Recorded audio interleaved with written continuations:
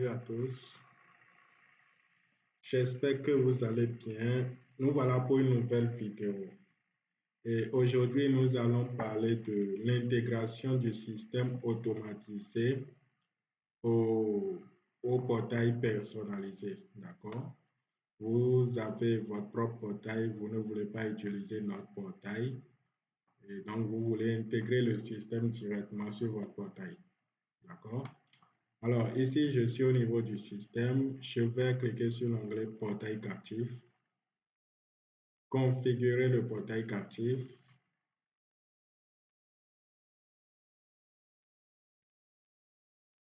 Bien, arrivé ici, voilà. Ça suppose que vous avez déjà bien configuré le système. Et donc, ici, on va récupérer le lien de vente hors réseau. D'accord? On récupère le lien de vente hors réseau qu'on va insérer sur notre page. D'accord? Alors, notre page de notre portail personnalisé se trouve ici. Je vais lancer rapidement. Alors, c'est ça, très simple, vous voyez. Alors, ici, on va faire l'intégration de deux manières. La première méthode sera d'utiliser le lien de vente hors réseau qui est dans notre système, d'accord? On copie ça, qu'on va créer un bouton, d'accord? On va créer un bouton. Ici, vous avez la ligne de code qui permet de créer un bouton rapidement. Donc, ici, vous avez la ligne de code. Ça va nous permettre de créer rapidement un bouton. Et c'est ce qu'on va faire. Alors, pour le faire, au niveau du portail, d'accord, tout ceci, tout le dossier, c'est le dossier de notre portail. Dedans, observez très bien, vous allez voir un fichier principal nommé login. D'accord? Le fichier login, c'est le fichier login qui s'affiche principalement, d'accord, sur votre portail, qui va s'afficher. Donc, qu'est-ce qu'on va faire avec ce fichier? On va modifier ce fichier.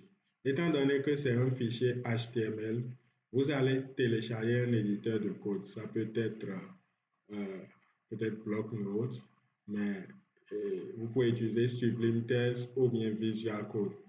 Donc ici, vous tapez Visual. Et donc c'est ça ici, Visual Studio Code. Vous allez rechercher ça sur Google et télécharger. Une fois que c'est téléchargé, vous venez ici, d'accord? Vous faites un clic droit dans le vide pour l'ouvrir avec Visual Code. Toutefois, vous pouvez aussi lancer Visual Code d'abord. C'est ça qui est ici. On lance. Une fois que c'est lancé, vous allez dans File, Open. Donc ici, on va faire Open Folder. D'accord? Open Folder et on ira dans le bureau, trouver notre fichier. Je pense que c'est bien ça ici. On sélectionne. Et là, vous avez le dossier qui est ouvert dans Visual Code. On va sélectionner Login. Login. Et donc, ici, vous pouvez déjà faire l'ouvrir. D'accord? On va Open with Libre Server. Vous n'en avez pas besoin, mais on va le faire pour voir la prévisualisation en temps direct. D'accord? Donc, ici, on a la prévisualisation. Je reviens ici. Qu'est-ce que je vais faire? Je vais voir là où je veux mettre le bouton de paiement. Donc, on va mettre ça tout juste au-dessus de surfer avec haut débit. Vous allez copier une partie de ce texte pour rechercher là où il se retrouve ici. Et donc, pour rechercher, on va faire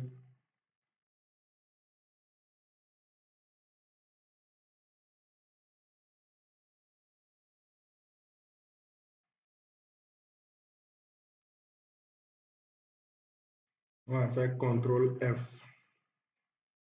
CTRL plus F qui permet de rechercher un élément dedans. Donc, on va coller le test et on voit que c'est là où ça se retrouve. On va mettre notre ligne de code ici. D'accord? Donc, je vais dans mon bloc-notes, je copie tout ceci que je vais coller tout simplement. Là, il vient de coller ça. C'est ça que vous voyez ici. Ça, c'est la ligne de code. Hein, le bouton. Je vais déjà enregistrer ça et donc quand on voit, on vérifie notre portail personnalisé, on voit clairement un bouton, un nouveau bouton. D'accord? Donc, on va renommer le test de ce bouton et mettre payer par Momo. D'accord? Et donc, c'est ce que ça donne, payer par Momo. Une fois que c'est fait, je vais aussi revoir le lien. Le lien ici, on va mettre notre lien de vente hors réseau. D'accord? Je viens sur le système, je prends le lien de vente hors réseau et je vais coller ici, tout simplement. Une fois que c'est fait, je l'enregistre. Et donc, pour tester tout ça, ici sur mon portail, je vais cliquer.